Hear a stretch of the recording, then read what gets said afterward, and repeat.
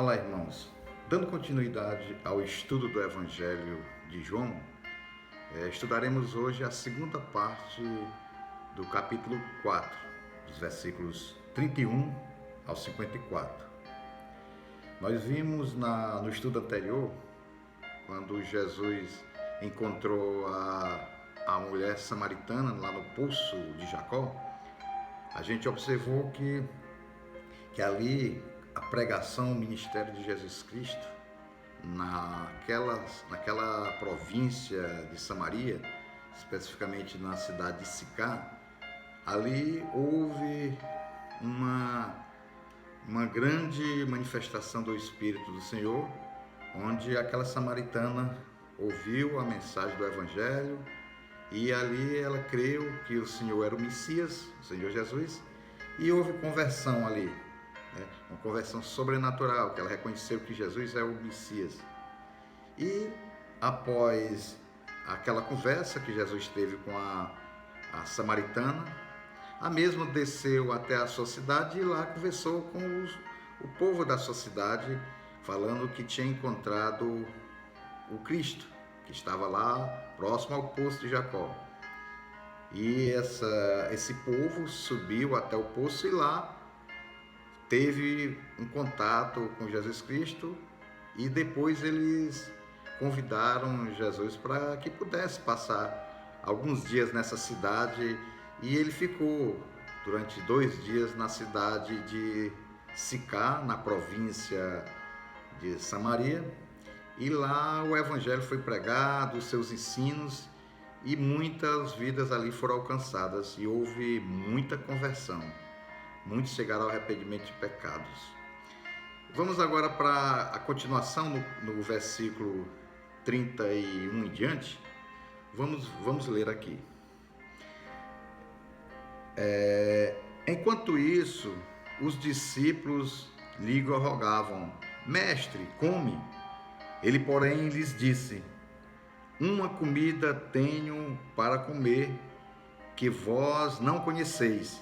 Então os discípulos diziam uns aos outros: Será que alguém lhe trouxe comida?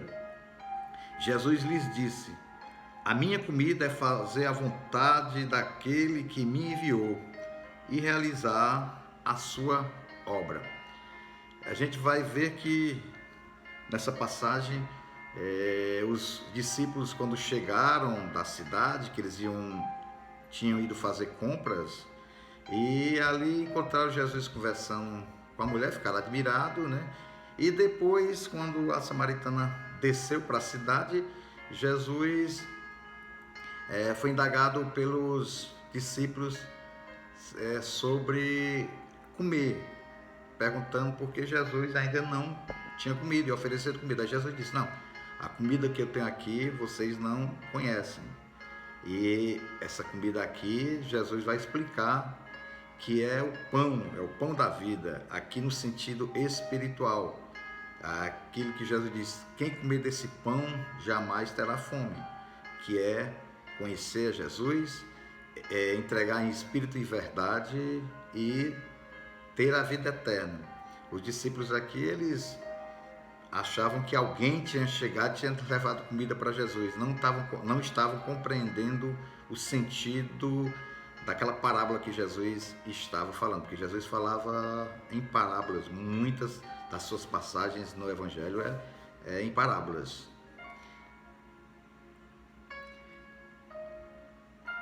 Não dizeis: ainda há 4 meses para a colheita. Eu vos digo: erguei os vossos olhos e vede os campos, já estão brancos para a colheita. O que colhe recebe desde já o seu salário, desde já ceifa o fruto para a vida eterna. E assim se regozijam tanto o semeador como o que colhe. Pois é verdadeiro o ditado: um é o semeador e o outro é o que colhe. Eu vos enviei a colher onde não plantastes. Outros trabalharam e vós usufruístes do seu trabalho.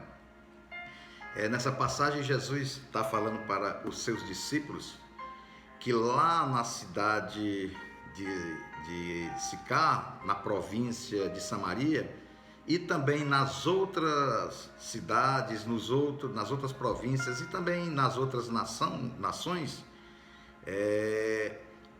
a ceifa, né, os campos estão floridos, os campos estão lindos, estão brancos, esperando a hora da colheita. Aqui ele fala é o seguinte: é porque muitos chegaram, os profetas, né, do Antigo Testamento, lá em Jerusalém, lá na Judéia e em todos os outros locais ali de Israel. Os profetas se manifestaram e falaram sobre o Messias que viria, né? Houve a pregação em muitos locais sobre a vinda do Senhor Jesus. Então aqui Jesus diz: olha, os que chegaram para levar a mensagem da salvação, vocês agora irão colher. Quem semeou os antigos profetas, né? E também o próprio Jesus, e vai deixar a região, vai deixar as nações com as pessoas prontas para receberem o Evangelho. E aqui se refere mais aos discípulos que estão ceifando, ou seja, a colheita ali está pronta para ser ceifada. Então, ele diz: aquele que semeia, vai vir aquele que vai ceifar. Aqui se refere-se a grande quantidade de pessoas lá em Samaria, lá na Judéia, lá em Israel e em todo o planeta, que são pessoas que estão esperando a mensagem do Evangelho de Jesus Cristo. Por isso que os dias de hoje, a palavra de Jesus Cristo é levada a muitos países até que são fechados para o Evangelho, mas Deus tem utilizado pessoas, tem utilizado missionários a levar a palavra de Jesus Cristo, a Bíblia. Então, está havendo conversões em todos os lugares. Então, isso aqui Jesus já estava falando a respeito do que ia acontecer após a sua partida aos céus. Começando pelos discípulos que iriam levar o Evangelho da salvação, e hoje em dia, aqueles que propagam o Evangelho de Jesus Cristo, né, esses estão semeando e estão colhendo. Aqueles que recebem a palavra serão, como Jesus disse, a grande colheita. Quem semeia e quem colhe, esses aí receberão o galardão, que é o que vai acontecer na vida eterna, o reino de Deus em sua plenitude. No versículo 19, muitos dos samaritanos daquela cidade creram nele por causa do testemunho da mulher.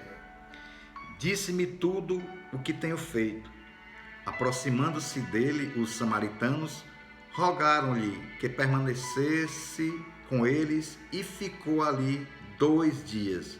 E por causa das suas palavras, muitos mais creram nele. Dizia a mulher: já não é pelo dito que nós cremos, agora nós mesmos o ouvimos falar e sabemos que este é verdadeiramente o Salvador do mundo. Aqui, quando acontece essa conversa de Jesus com os discípulos, eles descem até a cidade de Sicar, e ali ele é convidado, juntamente com seus discípulos, para ficarem mais algum tempo, para que eles possam conhecer mais do Cristo.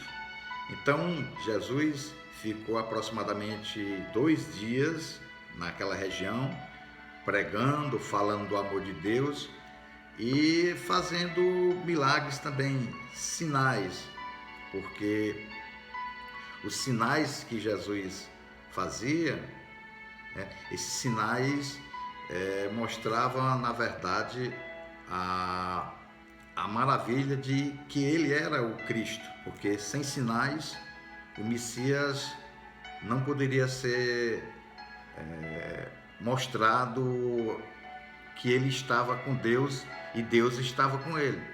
Por isso que o Messias, ele tinha que mostrar sinais. Esses sinais eram também os milagres, as coisas importantes que só quem fazia é quem era divino. 2 dias depois, partiu dali para a Galiléia. Ora, Jesus mesmo havia testificado que um profeta não tem honra na sua própria terra. Quando chegou a Galiléia, os galileus o receberam. Tinham visto todas as coisas que ele fizera em Jerusalém por ocasião da festa, que é a festa da Páscoa, a qual também tinham comparecido. Uma vez mais, Jesus foi a Caná da Galiléia, onde transformara a água em vinho. E havia ali um oficial do rei, cujo filho estava doente em Cafarnaum.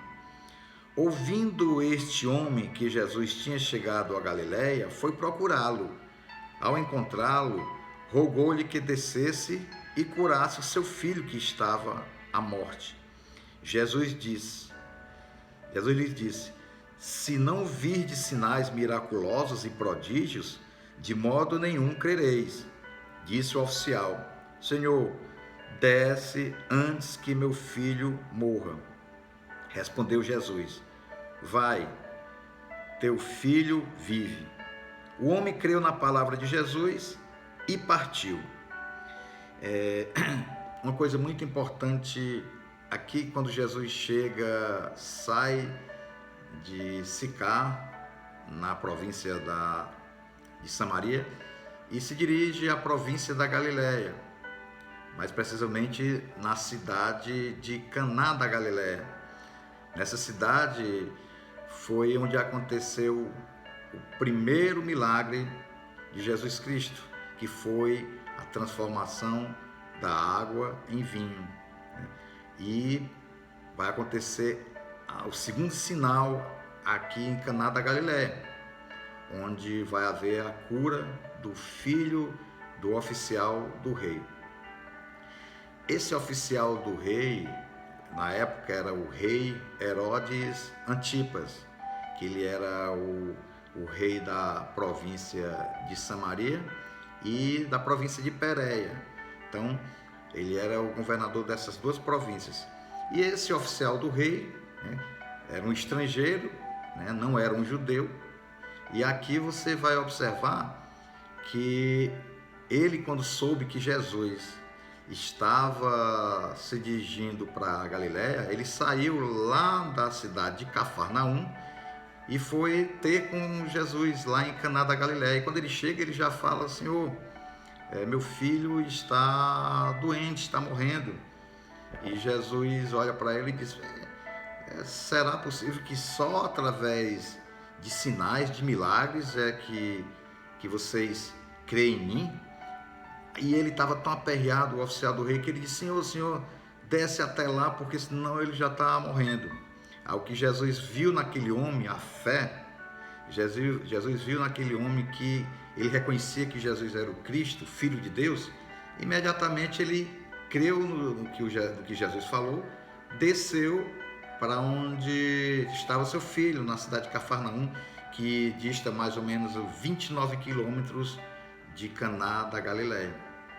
Então aqui a gente vai ver esse segundo sinal de Jesus Cristo, o segundo milagre, que aconteceu lá em Caná da Galiléia. Enquanto ele estava a caminho, saíram-lhe ao encontro os seus servos e anunciaram que o seu filho vivia. Perguntando ele a que hora seu filho se achara melhor, disseram: ontem, 1h da tarde, a febre o deixou. Então o pai entendeu ser essa exatamente a hora em que Jesus lhe disse: teu filho vive. De modo que creu ele e toda a sua casa. Foi esse o segundo sinal miraculoso que Jesus fez, depois de vir da Judéia para a Galiléia.